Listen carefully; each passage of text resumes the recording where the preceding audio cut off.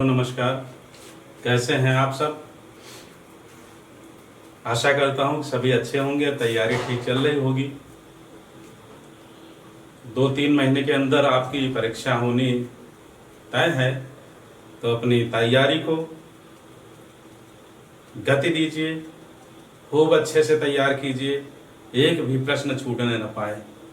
जैसे बरसात का महीना आता है तो बादल आकाश को घेर लेते हैं चारों तरफ से, ऐसे ही जो पाठ्यक्रम है उस पाठ्यक्रम को पूरी तरह से अपनी बुद्धि, मन, मस्तिष्क में आच्छादित कर लीजिए और एक भी प्रश्न न छूटने पाए ऐसी तैयारी कीजिए। इसी क्रम में हमारा छोटा सा प्रयास है, जिसके अंतर्गत जो काव्य शास्त्र चल रहा है आप देख रहे हैं, उसमें अलंकार संप्रदाय, रस संप्रदाय और रीति संप्रदाय तथा ध्वनि संप्रदाय, ये 4 संप्रदायों की विवेचना हो चुकी है। आज हम वक्रोक्ति संप्रदाय के विषय में जानकारी प्राप्त करेंगे। तो वक्रोक्ति संप्रदाय किसका है? वक्रोक्ति काव्य जीवितम किसने कहा है? आचार्य कुंतक ने कहा है। वक्रोक्ति जीवितम इनका ग्रंथ है और वक्रोक्ति काव्य जीवितम कह करके काव्य का प्राण वक्रोक्ति को माना है। वक्रोक्ति का सीधा शाब्दिक अर्थ अगर देखा जाए तो वक्र और उक्ति अर्थात टेढ़ा कथन, जो काव्य वक्रोक्ति से, उक्ति वक्तता से युक्त हो, वह काव्य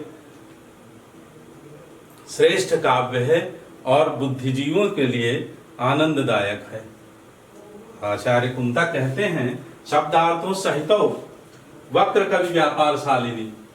आचार्य कुंतक का कथन है, शब्दार्थों सहितो वक्र कवि व्यापार शालिनी बद्धम बंधे व्यवस्थितो काव्यम तद्धित आह्लादकारिणी। अर्थात शब्द, अर्थ, वक्रता से युक्त रचना बुद्धिजीवियों के लिए, काव्य मर्मज्ञों के लिए आह्लादकारिणी होती है। तो आइए देखते हैं वक्रोक्ति का अर्थ है, ये लिखा हुआ है अभी जो बात की। वक्रोक्ति संप्रदाय के प्रणेता आचार्य कुंतक हैं और इनका ग्रंथ क्या है? वक्रोक्ति जीवितम इनका ग्रंथ है। 10वीं सदी के ये आचार्य हुए हैं कुंतक। इनके पहले ध्वनि संप्रदाय प्रतिष्ठित हो चुका था, तो उस समय ये वक्रोक्ति काव्य जीवितम का उद्घोष करते हैं और अपना स्थान बनाते हैं काव्य शास्त्र में। वक्रोक्ति का सर्वप्रथम शास्त्रीय विवेचन भामा ने किया। ठीक है, वक्रोक्ति का संबंध ध्वनि से भी है। अगर देखा जाए दोनों संप्रदाय सिद्धांत के रूप में तो भिन्न है, व्यवहार के रूप में अलग नहीं है। डॉक्टर नगेंद्र ने भी कहा है कि दोनों संप्रदाय, दोनों ध्वनि और वक्रोक्ति सिद्धांत में भिन्न भिन्न है, लेकिन व्यवहार में दोनों में भिन्नता नहीं है। क्यों? जहाँ रसत्व है, क्या कहा है कि जहाँ रसत्व है वहाँ कवि व्यापार अनिवार्यतः वर्तमान होगा, और जहाँ कवि व्यापार होगा वहाँ वक्रता होगी ही।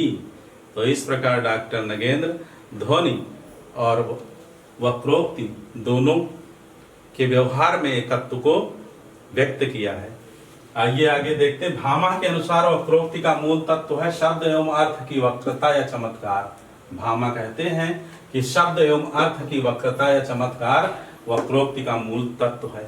भामा ने अलंकार को काव्य की आत्मा स्वीकार करते हुए, भामा अलंकारवादी हैं, काव्य की आत्मा अलंकार को स्वीकार किया है, लेकिन वक्रोक्ति को उसका प्राण माना है। दंडी ने वक्रोक्ति को अलंकार का मूल मानते हुए समस्त वाङ्मय को 2 भागों में बांटा है। आचार्य दंडी कहते हैं कि समस्त वाङ्मय 2 भागों में विभक्त होगा। एक होगा स्वभावोक्ति, दूसरा होगा वक्रोक्ति, जिसमें स्वाभाविक कथन हो, सीधा कथन हो, अभिधा से अर्थ निकलता हो, वह स्वभावोक्ति है यानी स्वाभाविक कथन, और दूसरा उक्ति वैचित्र्य, उक्ति वक्रता अर्थात वक्रोक्ति। तो वक्रोक्ति को अतिशयोक्ति का पर्याय मानने वाले आचार्य कौन कौन है? भामा और दंडी। इसके पहले आपने अलंकारवादी में सिद्धांत संप्रदाय जब सिखाया था तो आपने सीखा था कि अतिशयोक्ति वक्रोक्ति का पर्याय माना है। ठीक है, लेकिन ऐसा नहीं है, आचार्य कुंतक ऐसा नहीं मानते हैं। और आगे रुद्रट ने वक्रोक्ति को शब्दालंकार के रूप में वर्णित किया है। अगर पूछा जाए तो रुद्रट ने वक्रोक्ति को क्या माना है, तो तो आपका उत्तर होगा शब्दालंकार। रुद्रक ने वक्रोक्ति के दो भेद किए, एक है काक वक्रोक्ति और दूसरा है श्लेष वक्रोक्ति। तो रुद्रट आदि जो परवर्ती आचार्य हैं उन्होंने आचार्य कुंतक की जो अवधारणा थी वक्रोक्ति के संबंध में उसको संकीर्ण कर दिया। काक वक्रोक्ति और श्लेष वक्रोक्ति दो भागों में बांट करके। काक वक्रोक्ति क्या है? जहां कथन से, कंठ से ऐसा प्रतीत हो कि टेढ़ा कथन वक्रोक्ति की जा रही है, जैसे मैं सुकुमारी नाथ बन जोगू तुम्हें उचित तप मोकह भोगू।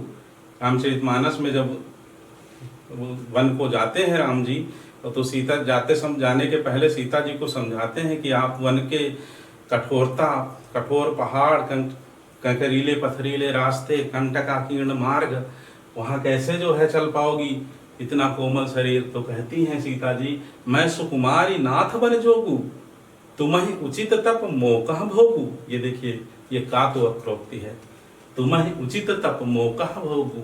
और ये काक वक्रोक्ति जो है काव्य के प्राण है, आचार्य कुंतक कहते हैं। रुद्रट काक वक्रोक्ति और श्लेष वक्रोक्ति का उदाहरण है, जैसे को तुम तो घनश्याम है हम, तो बरसों कित जाए। राधा रानी यहाँ दरवाजा खटखटाते हैं कन्हैया, तो अंदर से आवाज आती है, राधा रानी कहती है कि को तुम, आप कौन हो। श्लेष का मतलब श्लेष चिपका हुआ अर्थ जहाँ रहता है, श्लेष अलंकार में पढ़ा है। को तुम तो घनश्याम है हम, तो बरसों कित जाए, तो जाकर के कहीं बरसों। फिर क्या कहते हैं कि नहीं मनमोहन है प्रिय, तो क्यों पकड़त फिर पाए। तो राधिका कहती है अगर आप मनमोहन है, मन को मोह लेने वाले हैं, मन को आसक्त कर लेने वाले हैं, तो फिर मेरे पैर क्यों पकड़ते हैं। तो यहाँ देख रहे हैं आप घनश्याम के भी दो अर्थ हैं, एक तो कन्हैया श्री कृष्ण और दूसरे काले बादल। दूसरा जब कहते हैं मनमोहन है, तो मन को मोहने वाले, तो फिर मेरे पैर क्यों पकड़ते हैं। तो घनश्याम में यहाँ श्लेष वक्रोक्ति है। और काक वक्रोक्ति, मैं सुकुमारी नाथ बन जोगू तुम्हें उचित तप मोकह भोगू। यद्यपि यह संकीर्णता है वक्रोक्ति संप्रदाय की। फिर भोजने वक्रोक्ति को तीन भागों में विभक्त किया है। कहा है कि वक्रोक्ति भी है, टेढ़ा कथन भी है, रसोक्ति भी है, जो रस से युक्त हो कथन, रसोक्ति भी है और स्वभावोक्ति भी है। तीन तरह का काव्य है रचा गया। भोजने, आचार्य भोज ने माना है, ठीक है। दंडी ने दो तरह का माना है, स्वभावोक्ति और वक्रोक्ति। तो वही भोज ने वक्रोक्ति, रसोक्ति और स्वभावोक्ति। आचार्य कुंतक के अनुसार वक्रोक्ति के 6 भेद हैं। आचार्य कुंतक इसका विस्तृत रूप देते हैं अपने ग्रंथ में। कहते हैं वर्ण विन्यास वक्रता, वर्णों के विन्यास की वक्रता। विस्तृत इसकी जानकारी आवश्यकता भी नहीं है टीजीटी, पीजीटी या नेट के लिए। केवल 6 भेद हैं, ये जान लीजिए, नाम जान लीजिए। बाकी विस्तृत बहुत ज्यादा डीप जाने की आवश्यकता है। तो वर्णों के विन्यास, राव अक्षर का बार बार प्रयोग, और का से लेकर के माँ तक का इया अंगाइयाणा से संबंध, इस तरह से वर्ण विन्यास वक्रता। फिर पद पूर्वार्ध वक्रता, पद से पूर्वार्ध की वक्रता। परार्ध वक्रता, बाद के जो प्रत्यय होते हैं उनमें वक्रता।